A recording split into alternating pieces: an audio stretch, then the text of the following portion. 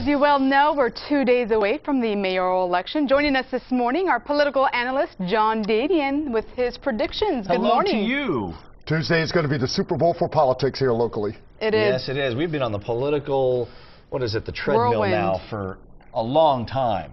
And as soon as Tuesday's over, we're looking at the June election, so it's no longer a campaign cycle, it's constant campaigns. Let's get your reaction to the poll out this morning, Channel 10, UT poll. Neck and neck. Neck and neck.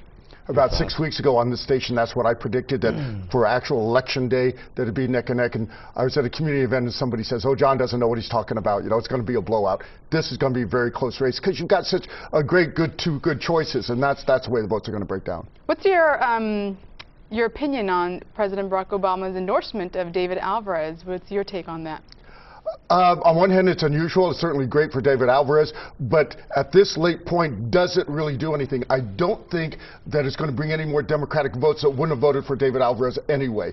If it would have come a little bit earlier, perhaps it would have ramped up the fundraising a little bit, but it's certainly good. You certainly would always want the chief executive's endorsement. Even with an approval rating at hovering around 37%, it doesn't.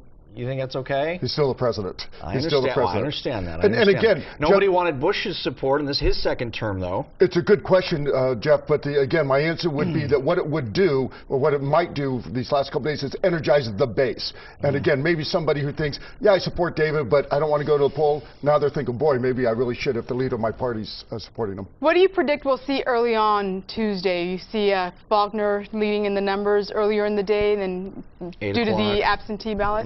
The Faulkner campaign has done a very good job as far as going for the absentee vote, and again, there's over 130,000 votes already in as we speak. I think even higher than that.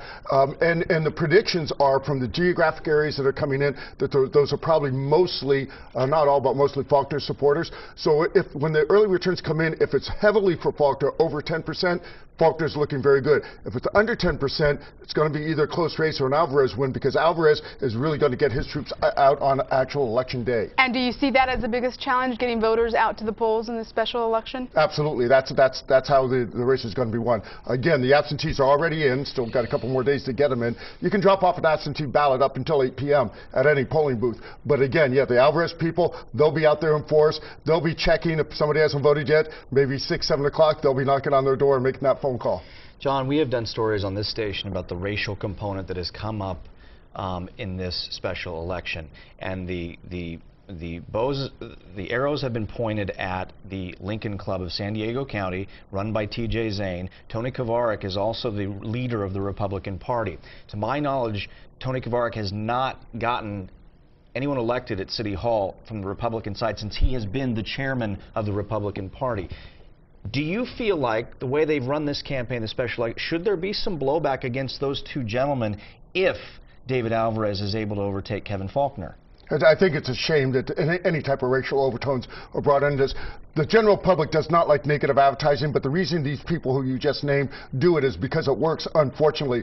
But remember in the primary when they did an anti-Qualcomm, that's one of our biggest employers, and they did an anti-Qualcomm to hurt Nathan Fletcher. And now these racial overtones, that's just saying, I think it's disgusting, I think it's despicable. I hope there's blowback, Jeff, to be honest with you.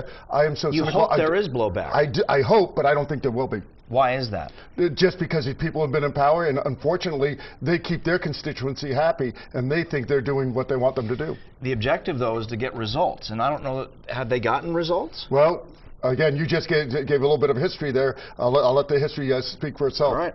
All right, thank you. We'll see them on Tuesday night. Tuesday night, we will know, one way or the other. Political analyst John Dadian, thank you for being with us this morning.